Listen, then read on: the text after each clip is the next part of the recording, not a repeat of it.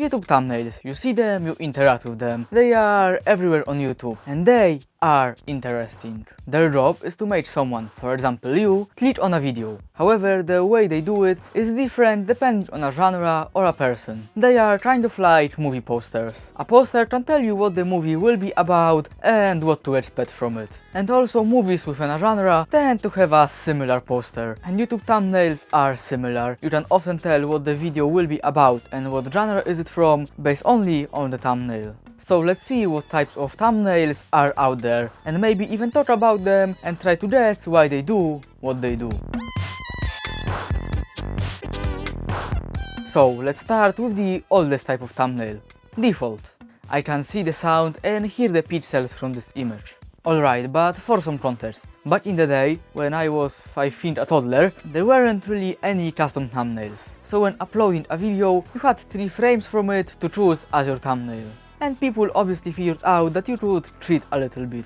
Basically, one of these options would always be a frame from the middle of the video. So you would just put your graphic there and here you go, a custom thumbnail. The point is that back then we didn't really have thumbnails the same way we have now. Yeah, some people used this trick I mentioned before, but most didn't. This is, by the way, why a lot of older videos have a default frame as a thumbnail. There are obviously still videos uploaded with default thumbnails, but they are generally just stream votes and funny videos of your cat or something. But interestingly enough, there are still some bigger YouTubers that use the default thumbnails. Moist Critical and ProZD come to mind. There are definitely more of YouTubers that do this, but these are the 2 that I know of. And honestly, if someone gets beat with default thumbnails, they should be studied, because how do you have so much luck? These thumbnails, however, are kind of weird when it comes to marketing and artistic standpoint, because there isn't really any skill or deliberation behind them. However, because of their nature, they are the most pure, I would say. Basically, they cannot lie because what's on the thumbnail will definitely be in the video. So it's very low on the whole clickbait style of things.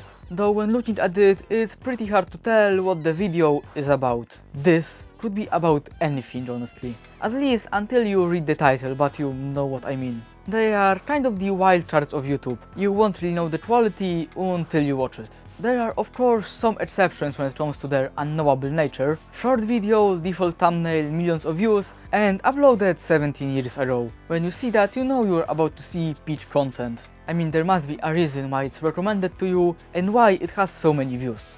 But here's the thing, I wouldn't recommend using this style of thumbnail myself, at least if you care even a little bit about your channel statistics. It will generally stream low production value and most people will just glance over it, that is if they even look at the thumbnail. It's simply not very eye-catching. But what if you don't want to do too much work on your thumbnails, but you don't want your channel statistics to look like mine? Well, may I recommend this option.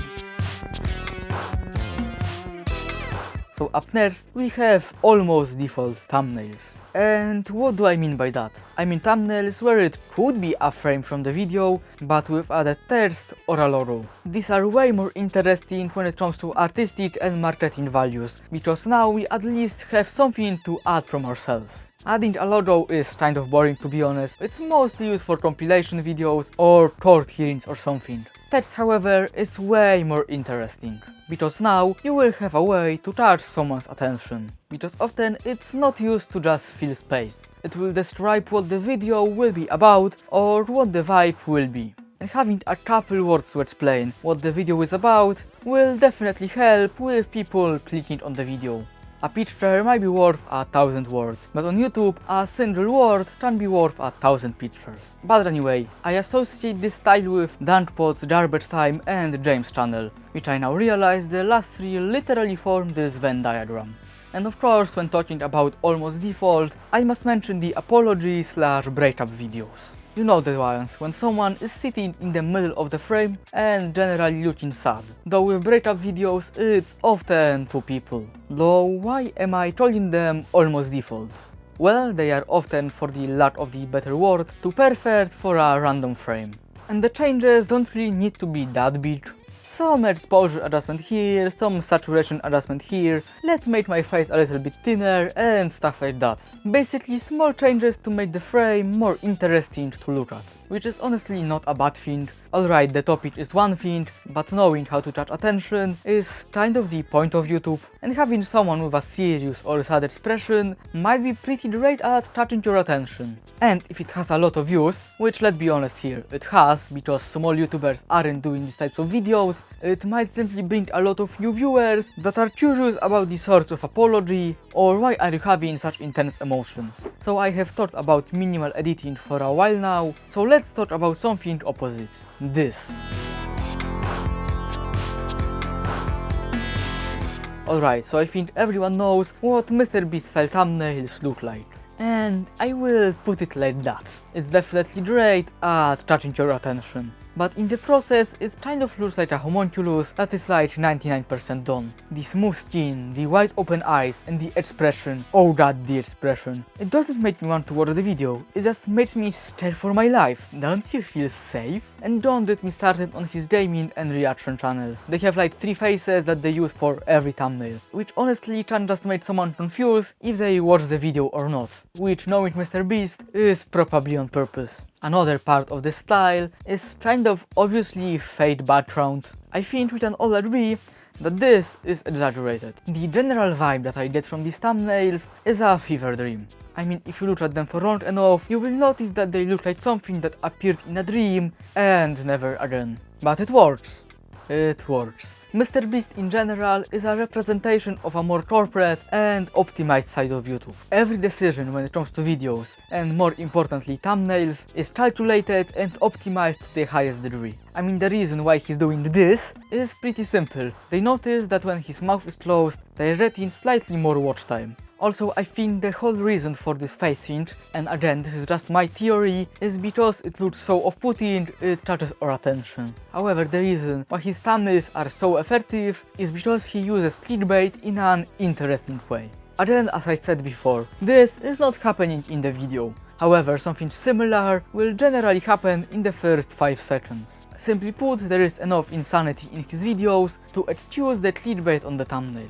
We simply got used to YouTubers doing these things. This style only works if you can deliver something that is at least similar to what's in the thumbnail. Otherwise, it's just regular clickbait. And talking about clickbait, I think I should talk about it a little bit. Because what is clickbait in the first place? Official meaning is something that catches people's attention, and I myself believe that it is kind of too broad. So I will use my definition, which I think aligns with how most people use this term. So misleading people to click on a video with non-existent imagery and words. And here we'll have 2 extremes. The lack of clickbait with usually default thumbnails, and on the other side whatever the hell this is. But here's the thing, based on the definitions, most YouTubers are clickbaiting.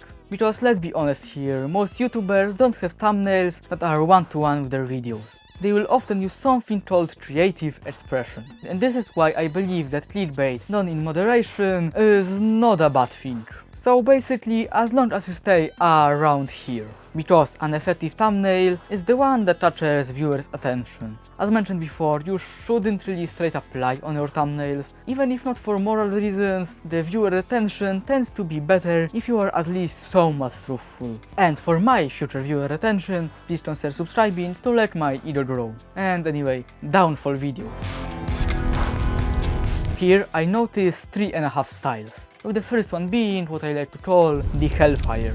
A big part of the style is having your subject in the middle, often surrounded by other photos of himself or people associated with the whole drama, while being in hell or something, I don't know. I mean, I understand why the fire is used, it's to represent something being destroyed, usually their career, but it's often kind of goofy if you look at these thumbnails for a longer while. Another style that I noticed in this genre is the red text style. You just take a photo of the person you are talking about, put them in black void, red and white text on the other side, and here you go, you have your thumbnail. Again, this is pretty simple, it just uses the contrast and the color red to catch our attention. And speaking of red, the third style is the red arrow style. You take a thumbnail that will be on about anything and you put this red stock market arrow on there. And again, this style is pretty simple, because we associate this graphic with, well, downfall. But why do they use red? Well, YouTubers often use red in thumbnails to catch our attention. And this is kind of the whole point of a thumbnail, so I don't know why I'm saying this. but the reason it catches our attention is because 1. It's vibrant, and 2. Because of how vibrant it is, we often use it as a warning of some sorts. You know, like in traffic lights, stop signs and stuff like that. And because of that, we are kind of hard-coded to pay attention to it. Oh, and before I forget, the half in 3.5 are Sunny V2 thumbnails, where you basically just take a regular downfall video thumbnail and make it a drawing. And the reason why I believe he deserves the half part is because he spawned so many copycats to the point where he can be considered his own subgenre. Alright, now let's talk about my genre. So, commentary. And here we have a rather simple trend. A person, usually in the middle, with white outline, surrounded by pictures of the thing they are talking about, and the text generally yellow, will convey the opinion about the subject and be something like, who made this? This is weird. What is this? And stuff like that. With my personal favorite being, who is this for? With the answer usually being children. If you don't know why something exists, generally assume children. And please remember, according to the thumbnails, text should be yellow in Arial font with black outline. You can also add some shadow if you feel a bit artsy. Oh, and there is a very good chance that there is a microphone in the frame. Bonus points if it's a handheld condenser. You are not supposed to hold them, you have stands for that. But hey, it works. I mean, if it didn't, people wouldn't use it. But why does it work?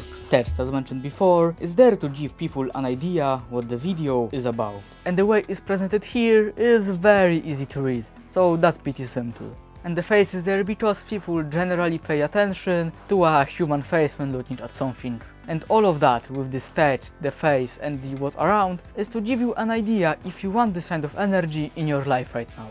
And also this is just a general vibe of a commentary video. A person sitting or standing, talking about some random thing. And talking about commentary, let's talk a pretty similar genre, at least if done right. There are a lot of opinions about reaction videos, but here I will focus just on the thumbnails, which is kind of the point of the video. Like, genuinely I have no idea why I keep mentioning it.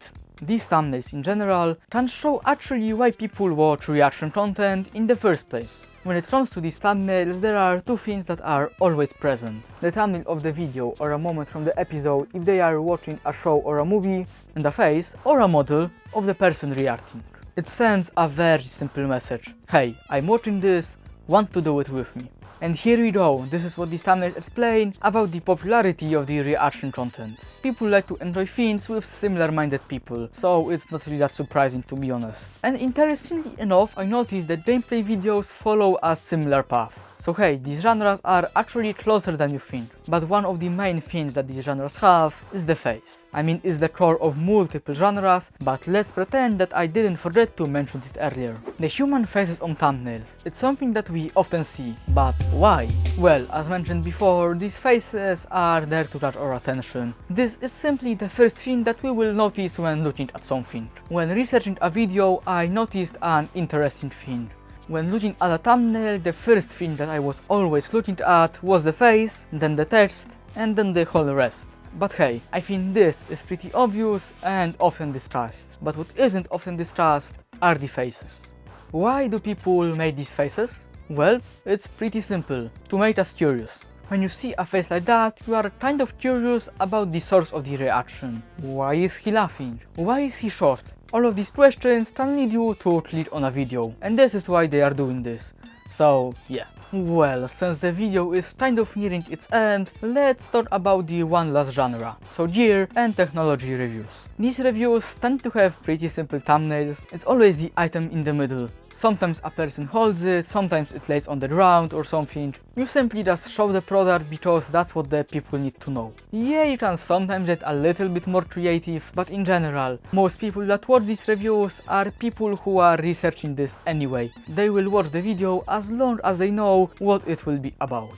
Alright, main part done. But what is my favorite thumbnail style, you might ask? Well, you probably didn't, but I will answer it anyway. My favorite style is generally more art-oriented. Fun fact, I also do photography videos, so obviously. In general, a lot of photography and art channels do these more artistic thumbnails, which I think look pretty good. And this guy whose name I am physically incapable of pronouncing also uses them. And honestly, they just kind of feel more unique. They genuinely feel like an actual poster, not something that's used to market things to us. And in the second place is whatever David Echo is doing. These are genuinely great thumbnails. But what is your favorite style of thumbnail? Write it in the comments. And of course, if you enjoyed the video, please consider subscribing. See ya. Bye.